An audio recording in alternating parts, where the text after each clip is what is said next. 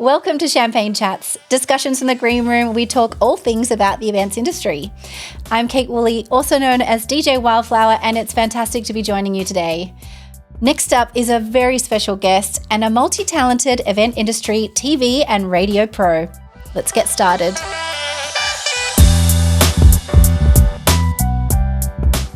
This week's guest is really a jack of all trades and a master of many. From emceeing events and public relations for Austereo during the day to emceeing, hosting on radio, television and live events on weeknights and weekends, she's a busy gal. You might recognise her voice from 94.5 or seen her gorgeous smile hosting on television or presenting guest spots on Channel 7 or Network 10. Personally, I think that she should keep TV as her main medium because she's always on point with her outfits, and I'm obsessed with her style. Thanks for joining me, Alana McLean. Oh my goodness. Cheers, girlfriend. Cheers. What a beautiful intro and so fabulous to be with you. I couldn't be more excited. Thank you so much. This is it. Do you know what's really interesting about your skill set is in all of these conversations, I've been talking to either entertainers or event pros. You really are that incredible unicorn in the industry that is both front of house and back of house. You can put on an event, you can do the PR, network marketing, anything to do behind the scenes, and then you can step on stage and host the damn thing. And sometimes I agree to all of those things and then I wonder what mess I've got myself into when I've got too many things on the go. I don't know. I didn't set out for it to be like that. No, never. It was just more, I think, along the way, you pick up different things. And I think in entertainment, in events, in marketing, it's so diverse. And the landscape is always changing. And the projects that you might get offered are slightly different. And people offer you things they're like, but there might be, I don't know, we need you to do that, but we need you to do some social media. Yeah. And I've never done social media or whatever to that level, but you say yes, you learn. I've always just been a yes person. Absolutely. And you just take it on and you just run with it and you just kind of like learn on the go and ask questions. Absolutely. A say yes and figure it out scenario Correct. is always good. However, to circle back, you have to have the skill sets for people to say, hey, can you do this? Because they're not going to offer it to you unless they think that you're competent. So when you started, did you have the direction that you wanted to be on the performance side, so on camera or on radio, or were you on the event side? What was the initial direction? Well, it was kind of interesting because in high school when I went to uni, I didn't do broadcasting. I didn't do journalism. What did you do? I did marketing and media as a degree, but the media sort of part of that was more, the public relations and I guess sort of how it all works and the marketing of it.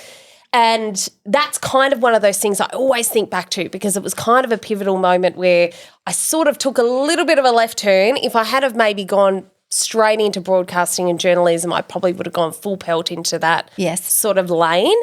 But I started on that side and so I came out and I did more marketing jobs and event jobs and public relations jobs. But there was always that sort of real core part of me inside that was like, oh no, I love the performance side. Yeah. I'd always done drama and things like that. But I guess like my dad, I mean, look, and rightly so, but he was like, you've got to be really careful with the arts, it's very flippant. He just built a solid business. And so he was like, you've just got to get something that's going to be steady and so this business and that. was important to strike. Yeah. And so I'd sort of like gone further down that lane, but then I sort of was like, no, I think more my, when they say that like, you'll never work a day in your life if you're doing what you love. That to me was the performance side. Yes. And so I was like, I can't sort of keep pushing I that down. I know, that's right. So I was like, I can't keep pushing that down. I've got to figure out a way to kind of just tap into that a little bit. Yeah. And then I guess that's when the emceeing stuff took off. And then that's where all the media sort of opportunity came, was from doing the MC work. Fantastic. I can't remember or pinpoint exactly where I met you, but you just sort of appeared in Perth, and then having got to know you, understood that you actually, this was around 2022, you're from Perth originally, and then you'd moved away and then came back. So tell us a little bit about your recent history, where you've been. Yes. So when I started doing radio, I'd moved to Townsville and I did a breakfast show over there. with Danny Lakey, a very good friend of mine, but Townsville's very different. It's very remote. And I'd done that for a year and I just sort of thought I have to get back. And then I'd come back to Perth and I managed to get another radio show which was here called Red FM, which was owned by Seven West Media. So it was based in Perth, but it was a regional radio show. So it went statewide in WA outside of the Perth area. And so I did that for 2.5 years. And then... It's a really good innings for radio, isn't it? I always feel like things turn over quite quickly. Well, it's different a little bit with regional radio. The pressures aren't quite as great. The expectations aren't quite as great. And I was doing that with my, now husband, Robbie, but we did a show together and got together. I don't know if you know that. Oh, maybe we talked about that. So I actually haven't heard, I've heard pieces of the story. Yes. So I want to hear the full story. I know. Your friend Robbie, your colleague Robbie. He was my colleague, and then we got together on the show and we sort of kept it hidden. Most people hate their co-hosts. Like, it's not really... Yeah, I don't really hear about them. You know, or at most they respect them, and when the mics go on, everyone is kind of like doing their thing and bringing the best to the microphone. But we just got on so well, and because it was a statewide show... because it was a statewide show, they'd send us on all these tours to be like, we want to get you some exposure in Karratha, so we're going to send you up there for a week. We're going to send you to Albany. Yeah. We're going to send... So we would do the show in the morning and then be like, well, what do we do now? So we would just have fun together. Like and then it was like, it was just symbiotic. Like we were just doing the show, we were chatting, we were hanging out. And then those were the experiences we were kind of talking about on the show, and it all kind of blended. And then we were like, oh, I think this is like the real sort of deal. So that was amazing. And everyone at our workplace was really supportive, potentially because it wasn't Metro. So the ratings and the survey and all the pressures that come from a Metro show weren't necessarily there, which we were lucky for. But then we sort of got to the end of Red FM and there wasn't much movement in the Metro radio market because he's presenter as well, obviously. We thought, we'll go to Melbourne. We'll try our hand at Melbourne. Yeah. He got offered an amazing job for Gold FM, which is the number one station over there, which is owned by ARN, so they own Kiss and Gold. And we thought, let's just take the chance. Fantastic. We get there. It was December 2019. Not so fantastic. And then tick, tick, tick, COVID hits March 2020, and we've moved to a new state for new jobs and just a hope at, doing something more. And then suddenly, boom, you're in an apartment for 2 years essentially. Oh, man, that's hectic. My heart just sunk when you said, because it's December 2019, you know what the inference is the following year. You're going in this upward swing. This is kind of, you've met where were you at with your relationship? You've moved, you were married at the time or not married? No, we were just together and we just got engaged before we left. Okay. But we were living together and we were so excited. So you're building a future together. Of course. Yeah. And I think, and you're sort of the same with your husband, being in the same kind of industry is really quite special and amazing, and being able to be each other's cheerleaders and fully get it and work on projects together. That's what we thought we could do in Melbourne, but to a bigger scale. COVID hits, life happens, you have to pivot. Yes. To use the old terminology. It is. And as much as I really want to dig through your personal trauma in that time, we need another Shardy and another podcast for the lockdown. I think that's time for another day. I'll ask you about that on another occasion. But for now, skipping ahead, when you moved back 2 years after moving to Melbourne, you've got back in because, we had to get like police clearances and everything. It was literally not straightforward. So you come back. Did you have a plan of action, or were you just kind of like, let's just come back and start again? No, we weren't even necessarily moving back at that point. Oh, right. I had lost my job, my media job over there. Right. And I hadn't worked for about 6 months, and our wedding had been put back 3 times, and there were all one of the COVID weddings. That's just the worst. But do you know what? We got it in by a matter of days before it went back into another lockdown, and it was a spectacular Melbourne wedding. So we did get the fairy tale, but I've seen the pictures. And it's over. And so we got back. We've just with the sheer aim of just riding out the next lockdown. I was like, I cannot do another one. Yeah. As it stands, I think the one that we ran out in was lockdown 7 in Melbourne, which was slated to be 7 days, and that one alone was 77. So that was, and when I tell that to Perth people, I mean, you've experienced it too, being over east, but when you say that to Perth people, because they had a few days here where they're like, oh, we couldn't sit on that park bench. It's not relatable. But I was like, the 7th one in the 2nd year was 77 days alone. We were just like, let's just ride it out in Perth, and we sort of had planned to go back. But then things started happening here, and my husband got offered another job with Triple M here. Fantastic. And it's just kind of one of those things where you start to go, the universe is moving things around here. Yes. We're listening to the signs, and the jobs that are on offer, particularly, it's not like a teacher or something where you go, okay, well, I can't be a teacher there, but I'll go be a teacher there. Media and events and stuff isn't necessarily like that. So when those opportunities come to the fore and they're out of nowhere and they're on the table, you say yes. You take them. Yeah. So when he got that job, we were like, okay, it's a sign we're staying. And then we were very lucky, I guess. We weren't gone long enough that people had forgotten about us. Yeah. You're not a very forgettable person, Alana. Especially after a night out. I know. And so we were just lucky, like things started happening again, and we were just really fortunate. Yeah. Doors in Perth started to open. And I think that's one of the things you realise when you go and then come back. You can be a bigger fish in a smaller pond here, and if you make those good relationships, you work hard at those good relationships, you sustain them, they are so invaluable. They're invaluable, but it's also a beautiful clear pond. It's a happy pond. That's true. We just had a conversation about how much having moved away and come back and traveling and coming back, it's just a fantastic base. And this is, we're both pro WA. We love the lifestyle. It's not something that a lot of people can understand until it comes to something like going through the pandemic and then realizing, okay, lifestyle is actually really important, and where you live is really important, and how you live, and oh wow, you can have these big outdoor events. So yeah, it's not the same scale as Sydney or Melbourne or any of those metro areas, but I think people are coming around to some really cool things. Absolutely. Which brings me to your current role. You've had a couple of different iterations in the time that you've moved back, but you've just landed a fantastic role. So tell me a little bit about that. Yeah, so it's with Southern Cross Stereo. So they own Mix 94.5 and Triple M here. Yeah. And that's who I've So the always... top performing radio station straight off the bat. Yeah, and I've always had a really good relationship with them, even from when I started learning radio 10 years ago, when I'd sort of taken that leap to learn a bit more and try and get on that path. And they were just lovely. Like, they were like, just come back, we'll try and find you something here. And so I went in initially and did a brand promotions role, but it was a maternity leave contract. And again, something I was like, I haven't kind of done exactly this, but I've done things that are similar, and I'm just going to give it a good shot. Yeah. And so I've done that. And then I was like, I'm just very conscious it's a maternity leave contract. I need to kind of figure out my next play. Yeah. And I was just very fortunate this role came up. So it's trade marketing and public relations. So people are like, what? What does that mean? Yeah. So it's very interesting because it's a split role, and the trade marketing side of it really is more like client experience. It sort of helps out the sales team. You're doing a lot of event management for the high performing sales clients essentially. So we just organised a trip to Melbourne. It's organising events for them. It's coordinating talent events so that advertising agencies can see what you have on offer. So that is more sort of the marketing side of it.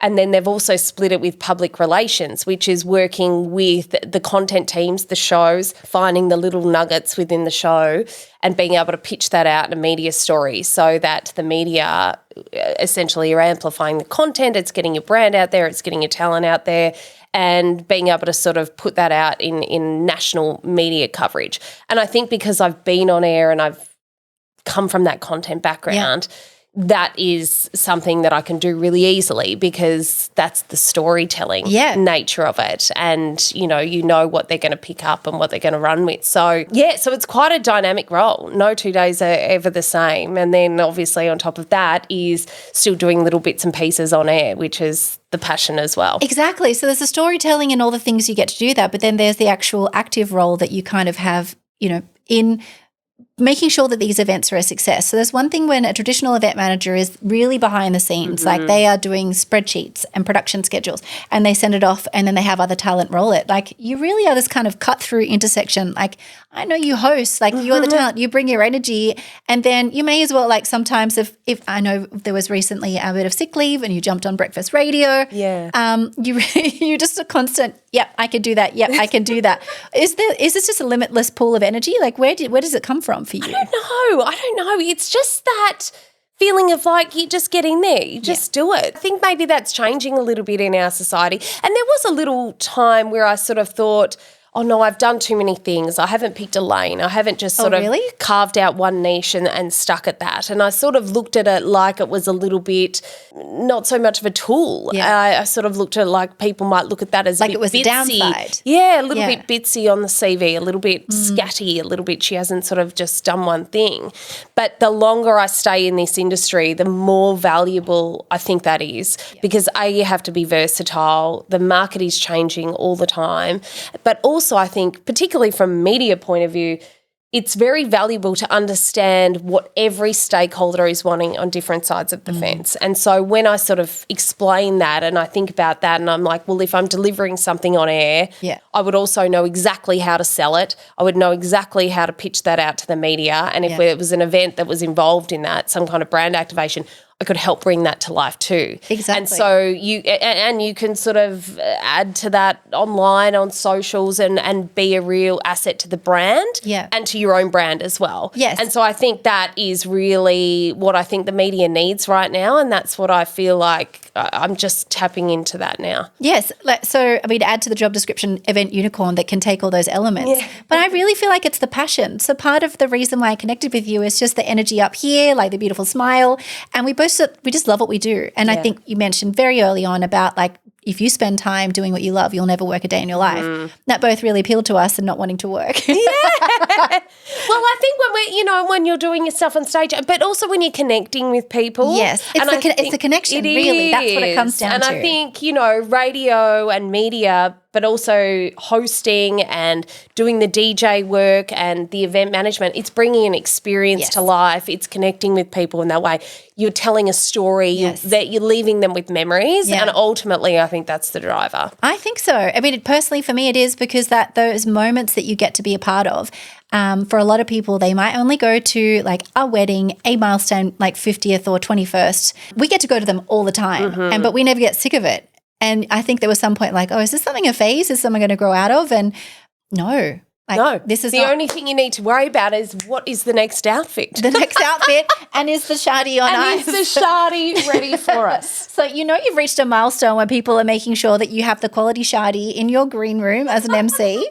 So shout out to that because the Shardy, love for the Chardonnay has taken on a life of its own. So is this because you're a WA girl? You love the... I don't know. I guess so, but I just love it so much. But from an event point of view, I started bringing the good Chardonnay into a lot of the events, and then I got a lot of feedback from people that were like, oh my God, thank you so much for making sure the wine list was good. Because as you say, we go to a lot of these events. If you have one where the wine list is bad, the drinks are bad, people do remember that. They do. There's a lot of stuff people forget at an event, whether you had the smoke machine, whether the slide didn't transition properly. If you have bad food, drink, entertainment...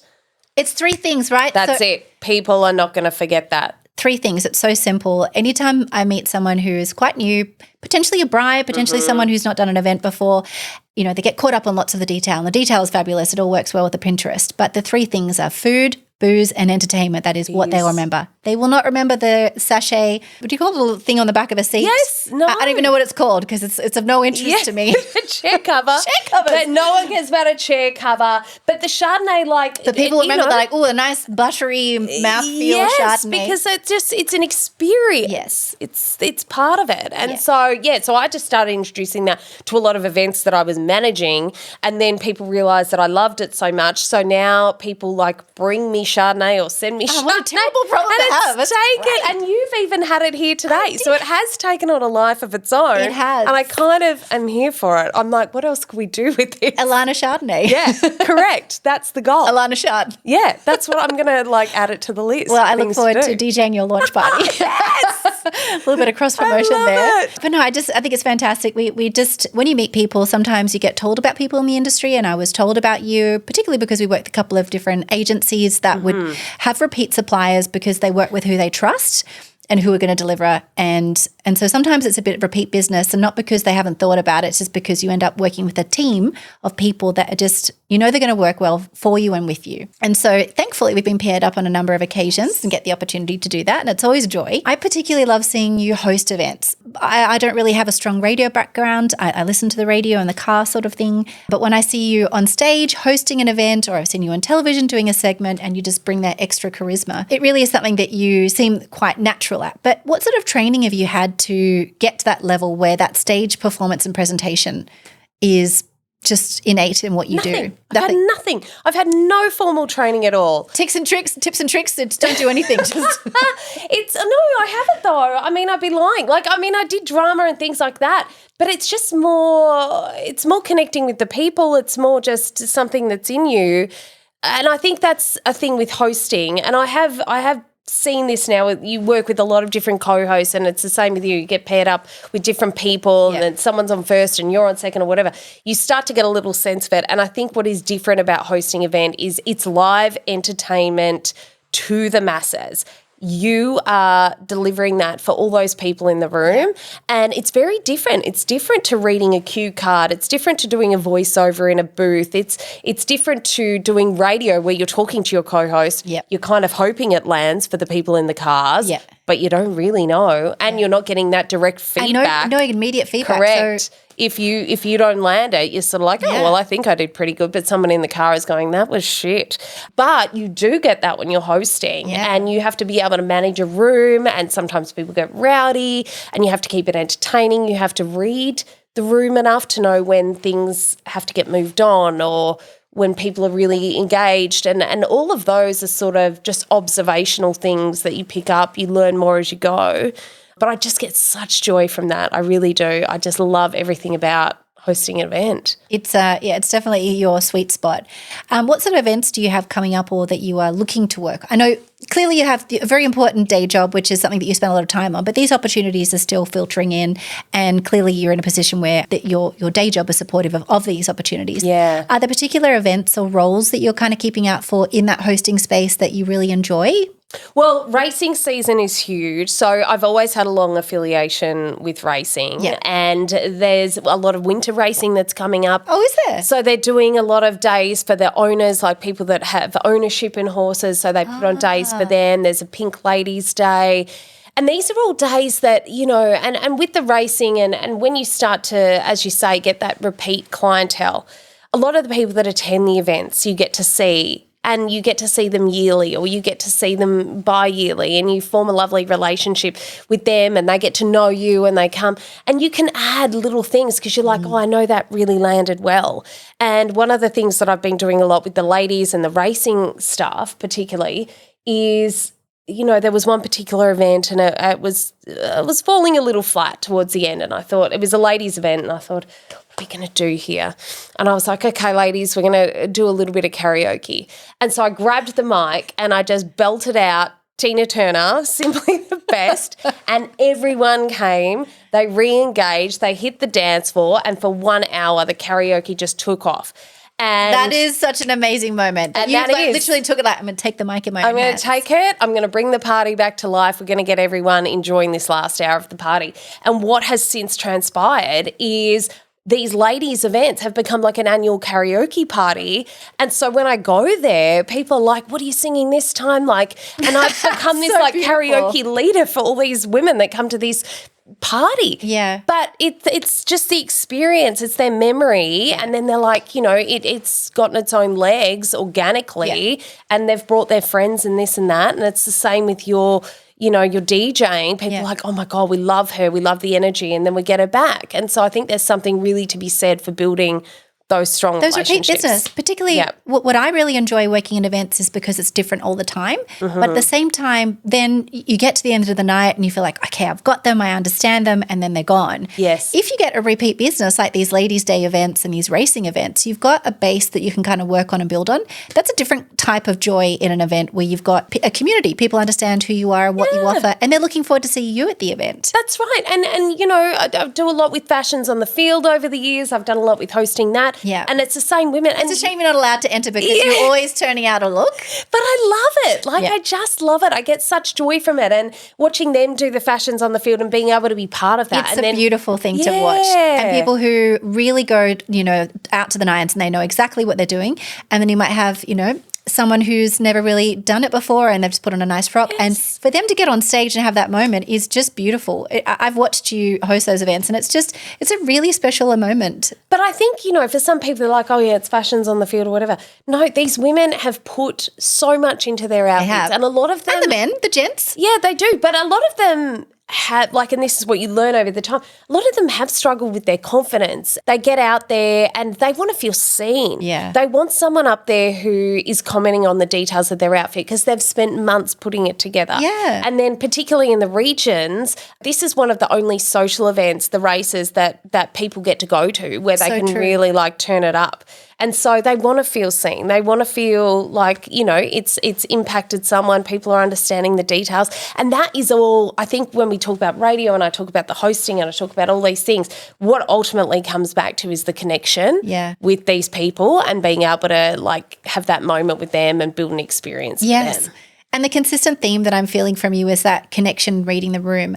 And for someone who doesn't understand what reading the room is, it's essentially just paying attention and listening and watching. Yeah. Yeah.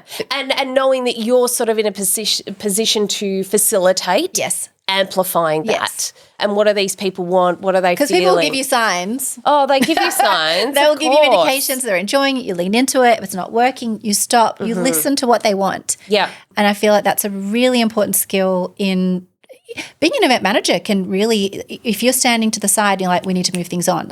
You don't have to be in entertainment. You don't have to be hosting or running karaoke to really read the room. It's a skill that's it's innate and it's hard to kind of communicate, but it's learnt, like all these things. You learn by experience, you learn by what doesn't work and what does work. That's right. And like you say, the key word is listen. Yes. Whether that's visually or audibly or whatever it is. But, it's even if you take it into a corporate setting with a meeting, you can understand where people are fading out, where people are fading in, what you kind of need to lean into, what needs to be explained more, when you need to wrap up. Yeah. It's all sort of part of it and it creates an experience. What are people going to take away from that?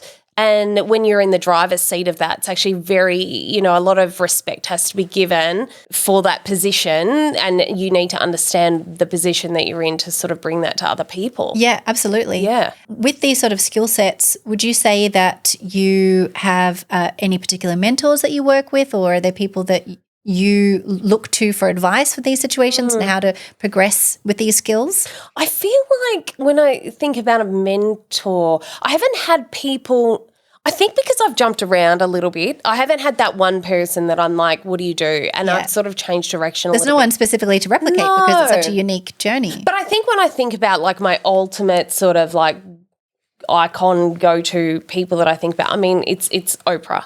It's Oprah. Yeah, that makes sense. It's connecting with people. It's what she's done with it. It's building the businesses off it. It's how she is almost 70 years old and how she's adapted, how she's changed, her sense of timing, the things she said yes to, the things she shut down, I think, and just her messages on life. I've always sort of looked to her.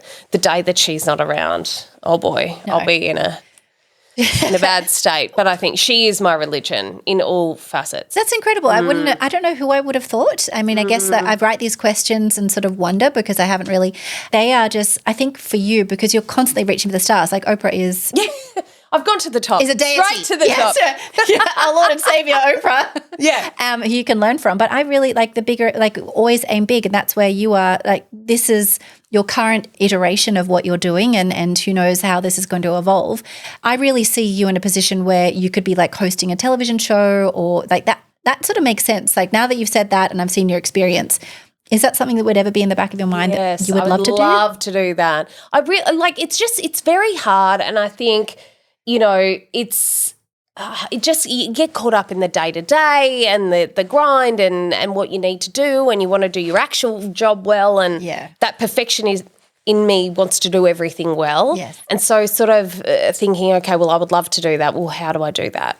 Do I move over east again? We've just bought a house here. All those sort of things come into it. So I don't know how it plays out, but it's certainly that's probably always been the goal. But I don't think there's any shame in being like, well, I don't really know how I'm going to do that. Absolutely. I mean, being open to the elements. Something in this fabulous studio, we could hire that out. Casa Frio. I love it. Yeah, but you know what I mean? Like if you sort of think about things that you want to do in your life, and it's not to say that you won't ever get to do them, but it is like it's a big process to put things like that in place. Absolutely. And the landscape's always changing and things are moving around and relationships are sort of there and then people move around and things. You've just got to be I'm equal part optimist and equal part realist. Yes. So I feel like it's a good balance.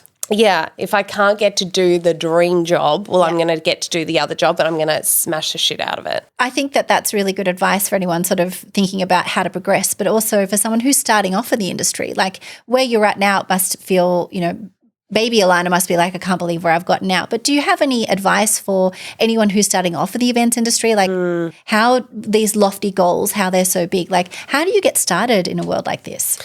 Do you know what I would say is you will know innately where your strengths are.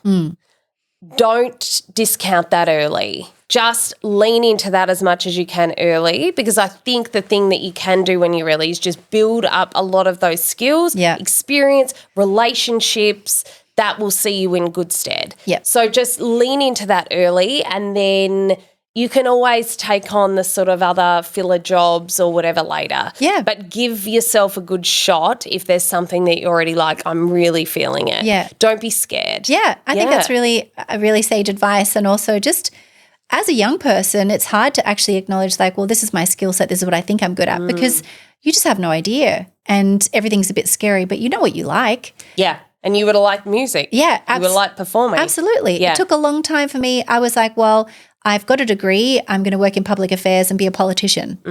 And then I found that really challenging emotionally, because I'm not really cutthroat in that way. And I really loved music, and that felt like a soft hobby. Yes. I never thought of it as like a plausible job or opportunity to go down there.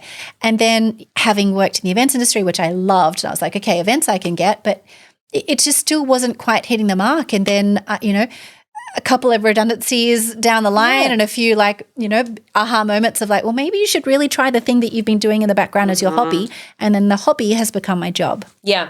And the universe will show you little signs along the way. I really do believe that. I believe that. Yeah, it'll just, it's little things. You have to listen. You have to listen. I have been made redundant 3 times to hear the little signs. Yeah.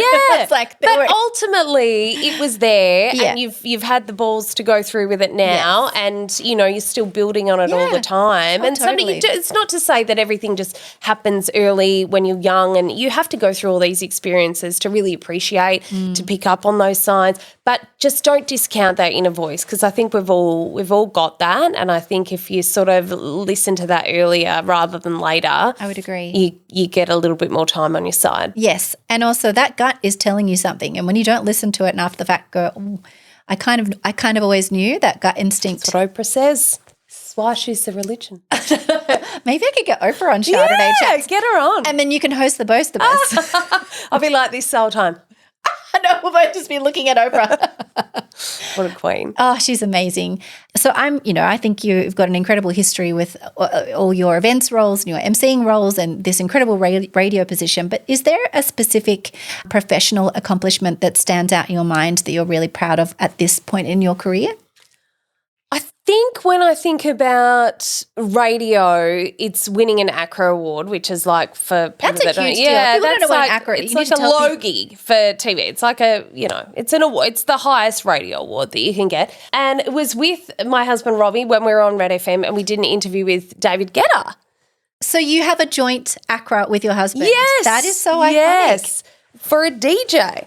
With our interview with David Guetta, and we turned it into a music special, and we turned it into like an hour of music and chat and this and that, and it won Best Music Special, which, look, admittedly isn't one of the huge categories, but being amongst all those people on the night, your face coming up on a screen, Richard Wilkins, Dickie Wilkins, announced it out of the envelope, and you get that, moment on stage. I mean, that's pretty huge when you sort of think, for a while I this whole radio sort of career could have come and gone. Yeah. And I sort of managed to fast track a huge section of it, and then all of a sudden you're up on stage with your husband winning an ACRA, and Richard Wilkins is giving it to you. That was pretty hard to beat in terms of a moment. That's pretty iconic. Yeah. You've been full of useful information and I've lots of takeaways, but I would just love to ask for any final tips. So as a move forward, we have experience, we've been through some stuff. So part of what I really want to do is this to be a bit of a platform to kind of share what we've learned, like fast track things. A hashtag Wildflower party tip. I would love to know any really easy party tips that someone can adopt into their life. I think just really strong relationships. I know it sounds cliche, but the people that you meet along the way, the time that you put into people, and equally if people aren't on your wavelength, kind of just having the, guts to just leave that by the wayside if they're not sort of in your tribe. Yep. But I think being able to really invest in strong relationships, people move around a lot. People are willing to help you if you're a good person, if you're a good worker, if you have a chance to help someone too and let that cycle and pay it forward. I just think that is just so important. Absolutely. And at the end of the day, human connection, that's where it's all at for me. I just wanted to thank you so much for coming and joining me on my first Chardonnay Chat. It's an absolute joy. I always love hanging out. I can't wait for us to have an excuse to catch up again.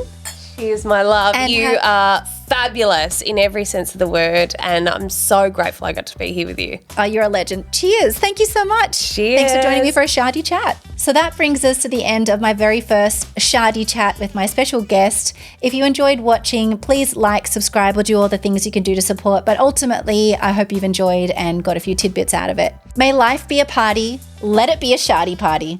Cheers. She nailed it. Yay!